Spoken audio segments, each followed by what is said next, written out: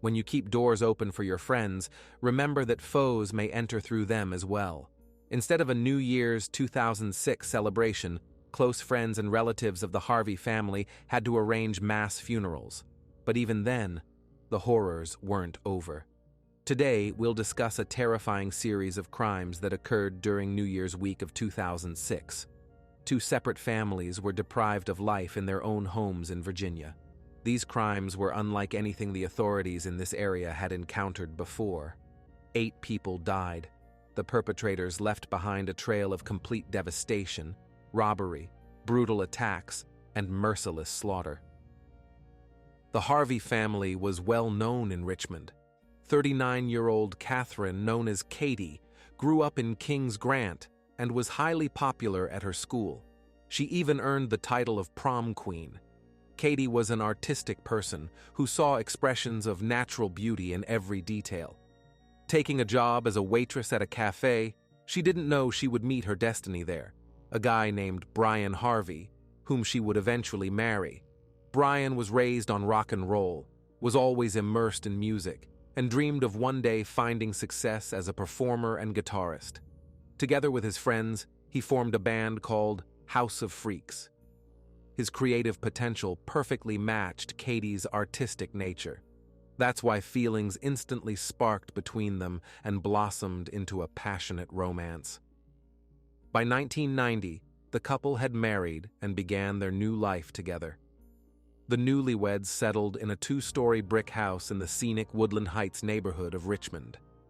This area was known for its safety and was considered a good place for raising children, as there were many different schools in the vicinity. This was a dream house for the young couple, but the most important thing in a family was missing: children. In 1996, the Harveys welcomed a little princess into their lives, Stella, and then in 2001 another baby girl was born, Ruby. Stella and Ruby, their 2 daughters, became the center of the Harvey family's world. Brian said in an interview, while still involved in music, that with the arrival of his daughters, he realized his mission on this earth. The Harvey family of 4 settled in their cozy home. As head of the family, Brian took a job in the local school district where he worked on computer maintenance. On weekends, he tried to set aside a couple of hours for rehearsals. Katie opened a toy store, which had always been her dream.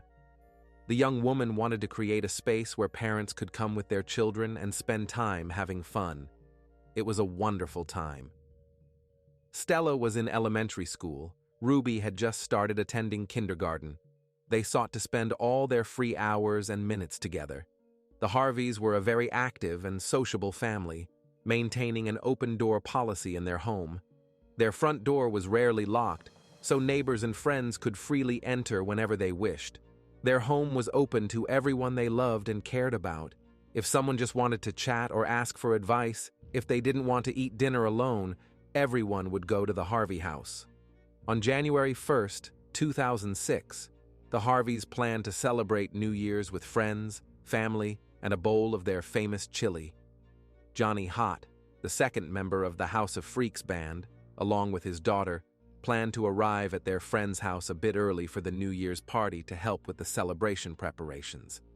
They arrived around 1:30 p.m., and from literally that moment, a nightmare began in Richmond that would continue throughout the following week. When Johnny and his daughter arrived at the Harvey house, smoke was billowing from the windows, and none of the 4 family members were visible nearby.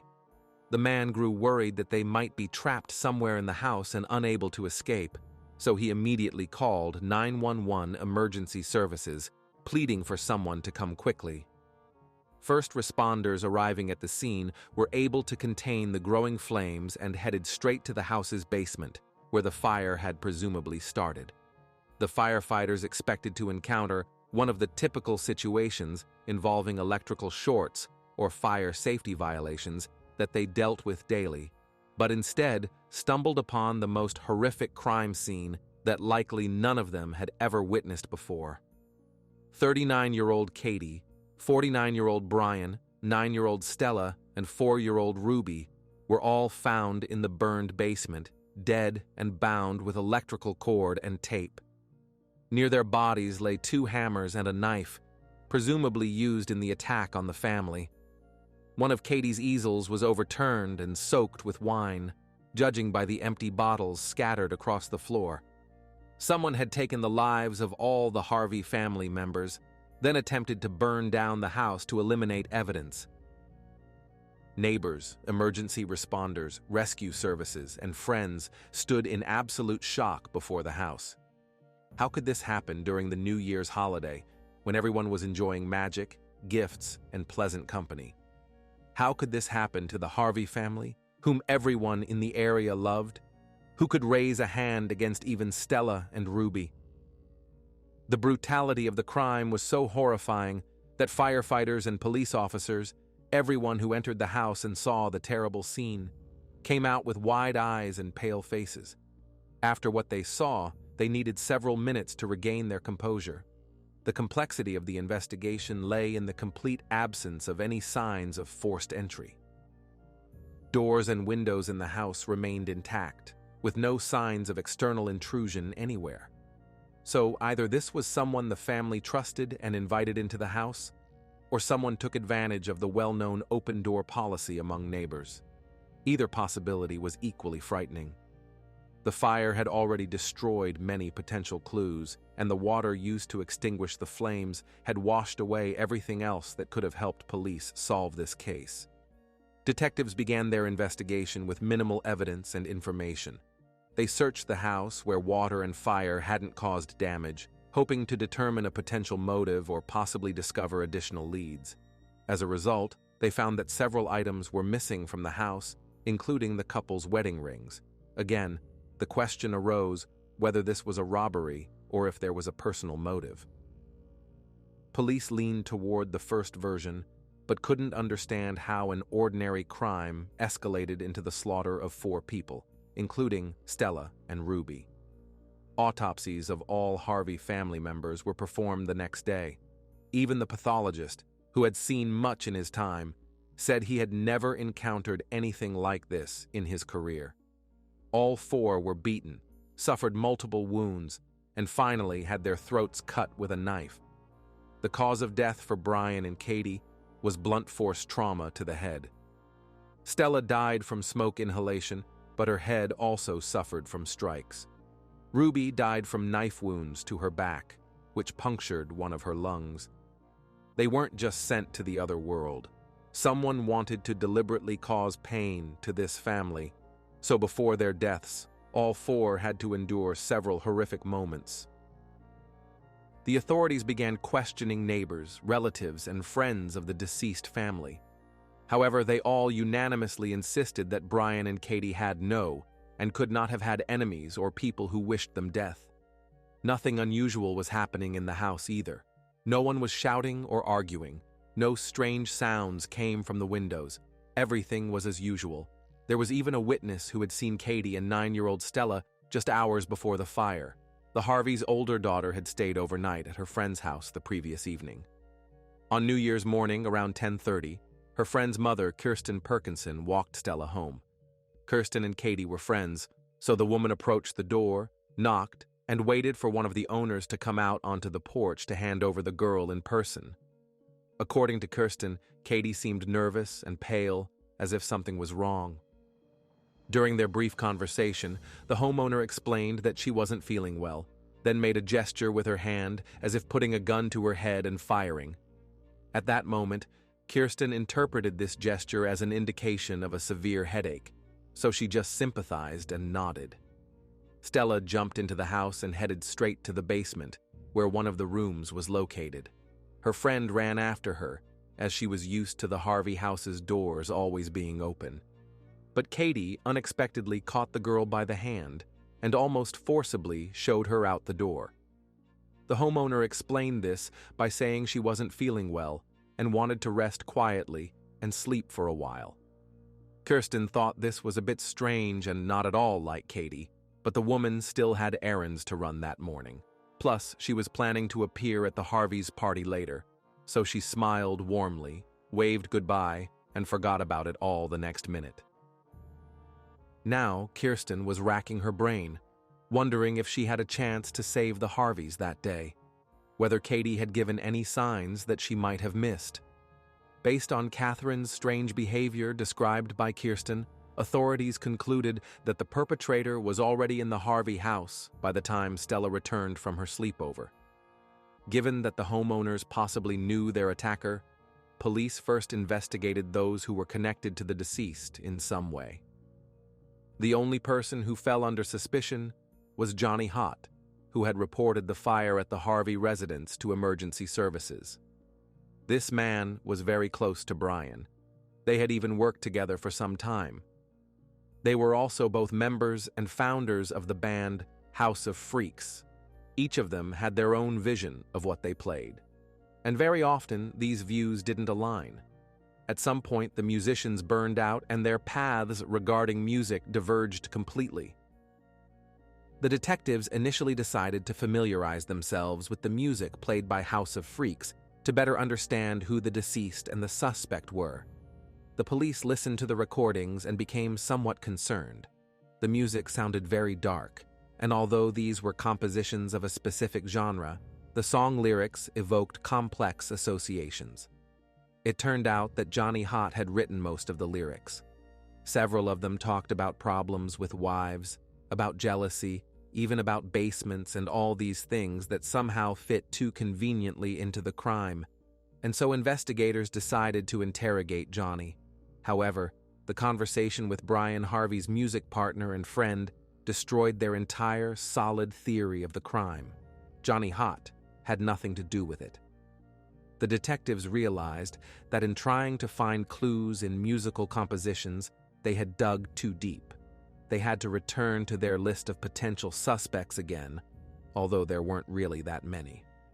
After interrogating everyone who knew the Harvey family, investigators still hadn't found any concrete leads. This family had no business problems, no secret lovers. They never quarreled with neighbors. There was nothing at all that authorities believed could have led to such a horrible crime. At least among those who knew the Harveys personally, no one wished them harm. So the police began looking for other possible scenarios, now based on the likelihood that the perpetrator was probably not acquainted with the homeowners. When authorities continued searching for answers, Richmond's communities, family, and friends mourned their immense, irreplaceable loss. Photos of the deceased, stuffed animals, flowers, and all sorts of memorial items filled the space in front of the Harvey house and near the small, charming toy store that was Katie's lifelong dream. Richmond residents were bewildered and feared that whoever did this might repeat their ruthless actions. Unfortunately, their fears were confirmed almost immediately. Several days later, on January 6, 2006, while police were still investigating the mysterious death of an entire family, they received a call from Chesterfield, Virginia, resident Lillian Pauley. Chesterfield is a small town located near Richmond. Lillian was very agitated and stated that she possibly knew who was involved in the slaying of the Harvey family members. The woman explained to police that her daughter LaToya had a 21-year-old friend named Ashley Baskerville. On January 1, 2006, the day of the Harveys' deaths, Ashley showed up at Lily's house with two men who needed a place to stay. Their names were Ricky Gray and Ray Dandridge. The homeowner housed the tenants in a spare room, and they planned to stay at her house for the following week. But shortly after they moved in, her daughter LaToya approached her. The girl was concerned that these men might potentially be involved in the crime. News about the slaying of 4 Harvey family members in Richmond was playing on all local TV channels, so everyone was talking about this crime. The thing is, LaToya, Lillian's daughter, noticed that the men had a laptop with them, which by itself wasn't strange. The exception was the fact that the laptop was filled with photographs of the Harvey family. Considering that the strangers appeared on the very day of the crime and had someone else's laptop, some suspicions immediately arose. LaToya feared that Ricky Gray and Ray Dandridge might be the cold-blooded villains who carried out the horrific slaying in Richmond. And now these people were living in their house, and no one knew what might come into their heads. As soon as the men left Lillian Pauley's house on January 6th and the woman felt safe enough, she called the police and reported her suspicions. It's unknown how authorities reacted to this report, as just a few hours later, the station received a second desperate call. This time, it was Lily's daughter Latoya who contacted the police. The girl said she was worried about her friend Ashley Baskerville. She explained that when Ricky Gray and Ray Dandridge left their house, Ashley went with them. After that, contact with her friend ceased. Latoya even expressed fear that she might be lying dead in her house. She couldn't explain exactly why such a thought came to her mind. In any case, the girl gave the dispatcher her friend's address and asked police to check if everything was all right there. A patrol car headed to the Baskerville Tucker residence, located approximately 15 miles from the Harvey house. Ashley Baskerville lived in the house with her 55-year-old stepfather, Purcell Tucker, and her 46-year-old mother, Mary Baskerville Tucker. This family was also loved by everyone in the community. Purcell worked as a forklift driver. Mary worked at a local dry cleaner. These two met when Ashley was just a few years old. Mary was raising her alone, and Purcell took both women under his wing and had raised Ashley as his own daughter ever since. Friends said that Mary could make anyone laugh, which made her always comfortable to be around. And Tucker, on the contrary, was a quiet, thoughtful man. Like Brian, he enjoyed music, so Purcell spent most of his free time playing guitar. He and Mary were active members of their local church and, by all accounts, were a happy family who had no ill-wishers. The 21-year-old Ashley didn't always see eye to eye with her stepfather. The man was quite reserved and law-abiding. The girl had several incidents involving prohibited substances and minor offenses. But besides this, no one could name a single reason why this family could become a target.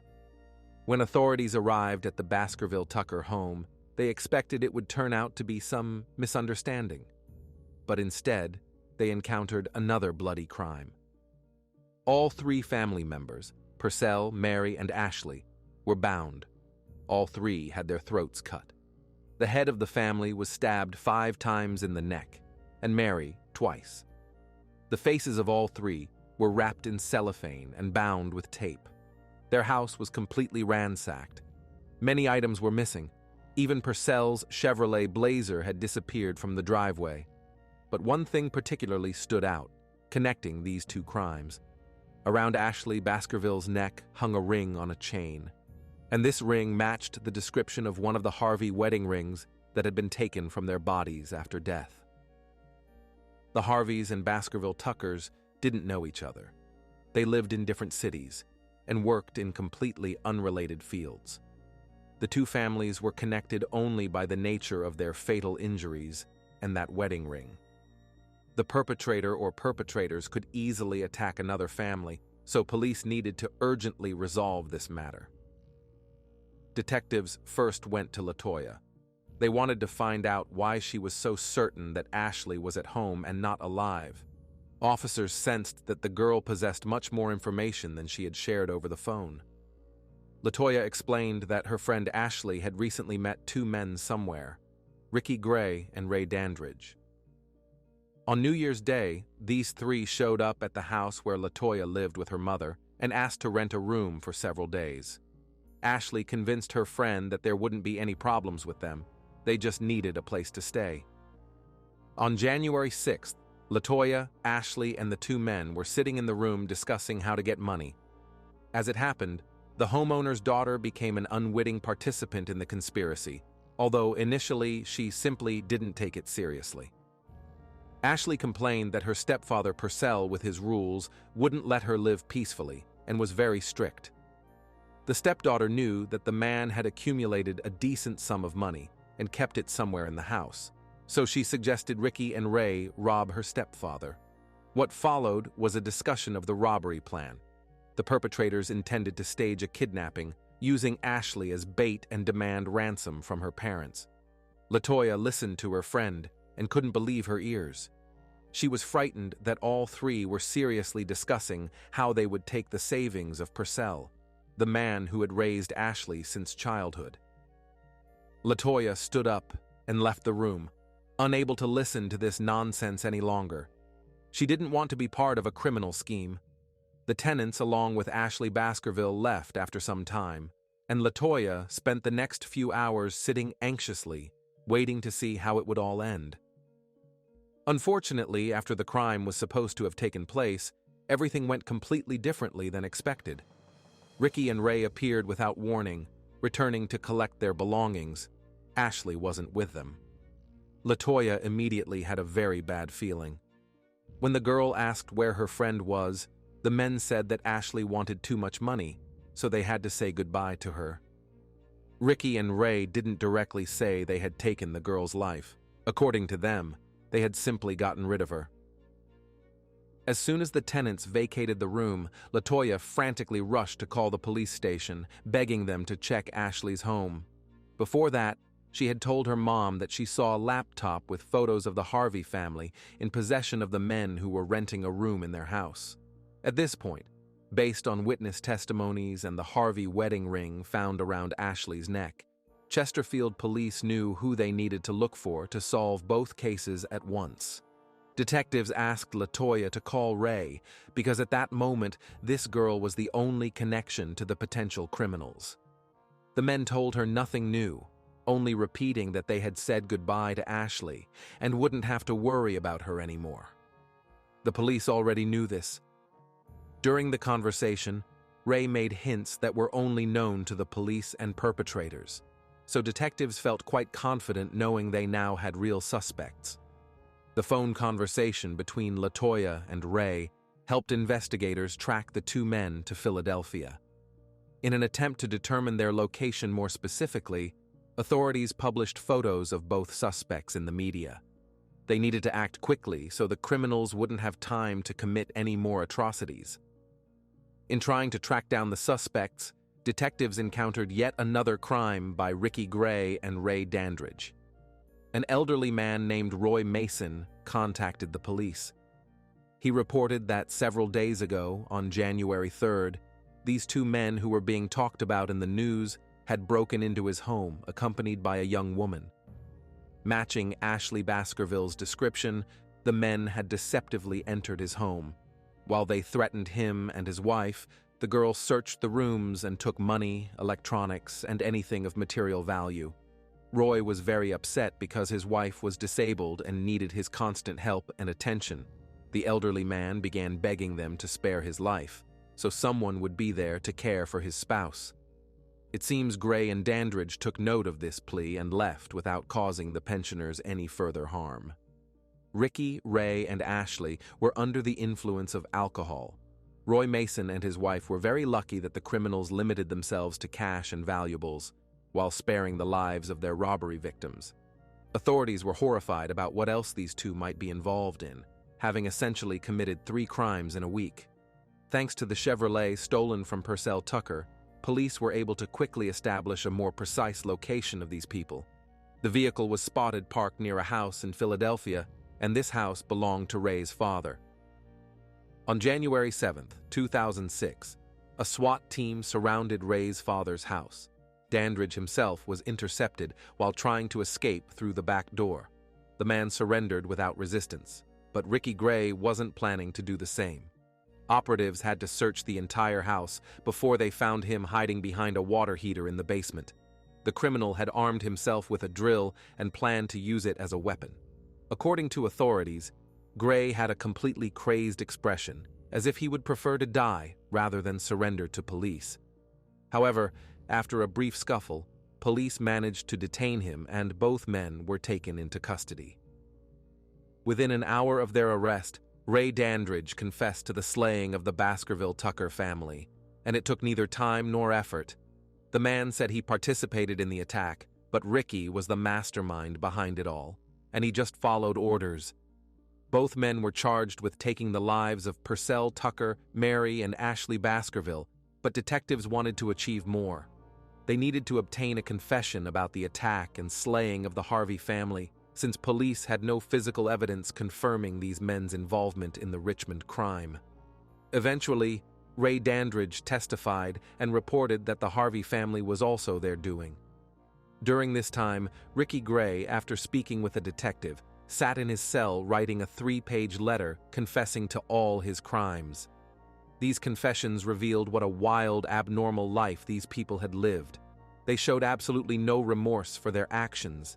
They had absolutely no motive, just an insatiable thirst for power over defenseless people. Simply two men who bonded while committing crimes and getting an adrenaline rush. In fact, Ricky, who was considered the instigator of everything, was Ray's uncle. Both men were born in 1977, so they grew up together like brothers. Ricky often experienced difficulties in school, having been diagnosed with attention deficit hyperactivity disorder. Because of this, he often got into trouble. The boy's family life couldn't be called successful either. His father practiced corporal punishment against him, and his stepbrother subjected Ricky to molestation and abuse throughout his childhood. Alcohol, prohibited substances, and physical violence. These were the foundation of Ricky's entire life. As he grew up, he didn't change anything, but continued to stew in the same chaos. He was punished no matter what he did, so the man wasn't afraid that justice would someday catch up with him. When Ricky turned 10, he was already drinking heavily and was involved in numerous petty crimes. All this time, Ray was by his side, also having major difficulties with learning. He had a low level of intelligence.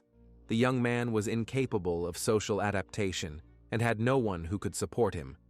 That's why he clung tightly to Ricky, who never judged, but only involved him in his questionable dealings. Unfortunately, this led Ray to follow Ricky's example and choose an incorrect path in life.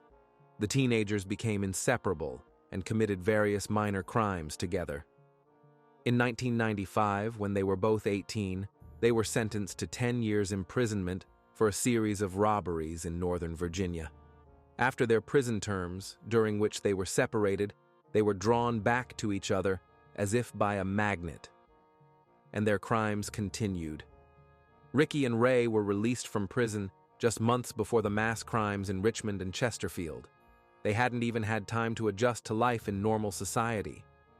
On January 1st, 2006, early in the morning, the men decided they needed to obtain some money somewhere. They headed to Richmond randomly, planning to survey the city and commit a robbery somewhere. Shortly before 9 o'clock in the morning, Ricky and Ray found themselves in a quiet neighborhood near the Harvey house and noticed that the front door was unlocked. The open door policy made the Harvey family a perfect target. Wanting to help others and offering to freely enter their home at any time, Brian and Katie made themselves and their own daughters vulnerable. Ricky and Ray burst into the house, ordering the entire family into the basement, where they were bound. The men promised the family that they would be all right if they obeyed them. Therefore, Brian Harvey, Katie, and little Ruby simply sat quietly downstairs and waited for the criminals to leave.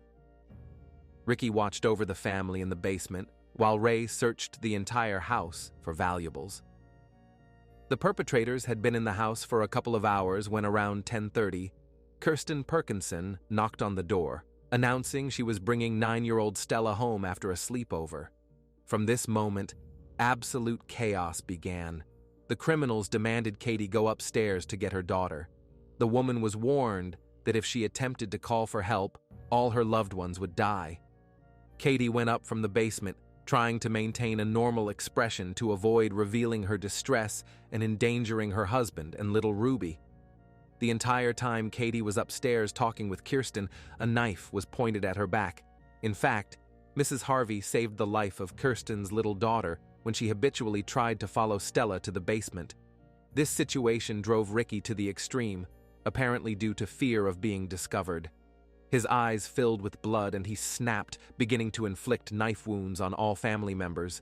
The man was in a rage. When the attack ended and he came to his senses, this frightened him even more.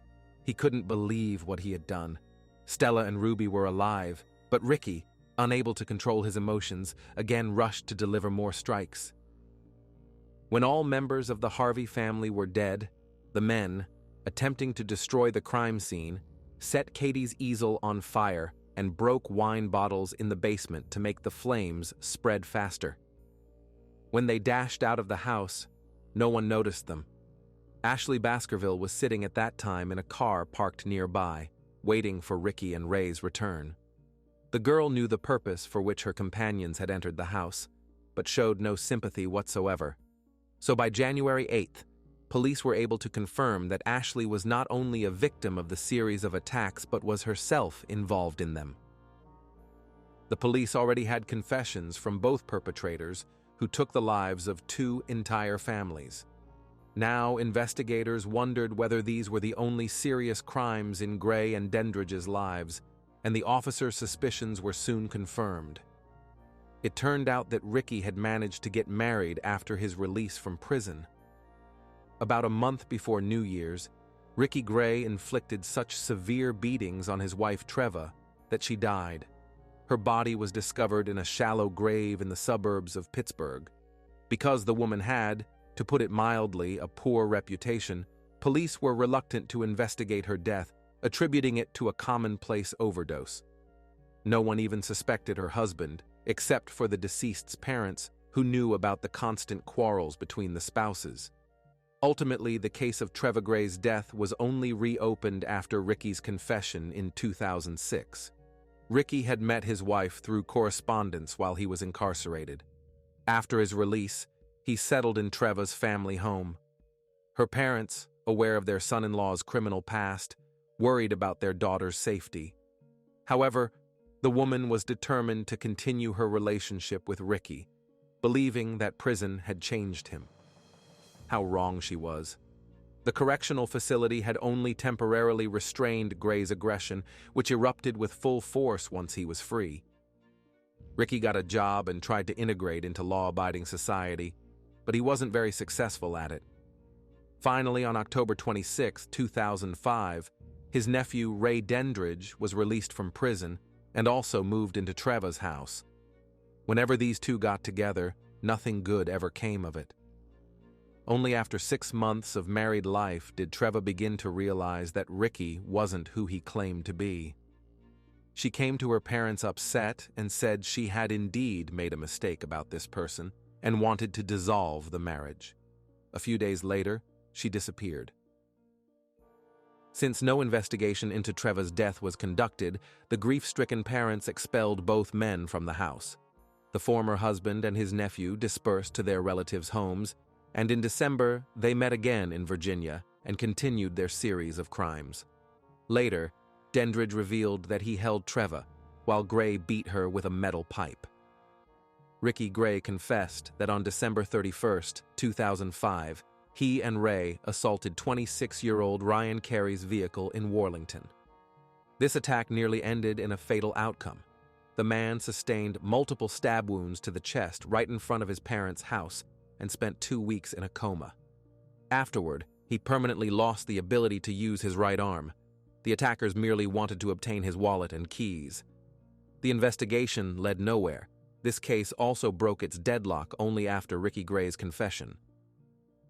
The men met Ashley in one of the bars on New Year's Eve. After they decided to stage her kidnapping to extract money from her stepfather, the entire scheme fell apart. Gray and Dendridge burst into the Tucker Baskerville house, using the keys the girl had given them. Then they bound Ashley, Mary, and Purcell and stuffed gags into each of their mouths. At some point, the criminals decided to alter the plan, taking the lives of Ashley's parents right before her eyes, after which the same fate awaited her. According to Ricky, he grew tired of the girl and simply disposed of her. His girlfriend hardly expected such an ending to a chance encounter. Apparently, these two derived pleasure from the crimes themselves. They committed them for the sake of profit. In one New Year's week, Gray and Dendridge sent 7 people to their grave. They robbed 2 people and beat one nearly to death. When authorities began investigating the Harvey case, they couldn't have imagined they would stumble upon the trail of such ruthless criminals. Ray Dendridge pleaded guilty and was sentenced to life imprisonment. On October 23, 2006, Ricky Gray withdrew his confessions and received a death sentence. The decisive factor in the verdict was the death of 9-year-old Stella and 4-year-old Ruby by his hand. The execution was postponed multiple times until the case reached the Supreme Court, which declined to hear any arguments from attorneys regarding the defendant's traumatic childhood and deemed the punishment for his misdeeds appropriate. On January 18, 2017, the sentence of 39-year-old Ricky Gray was carried out. This individual essentially became one of the last offenders executed in Virginia before capital punishment was abolished in 2021. The Harvey family was posthumously named Richmond's Family of the Year in 2006.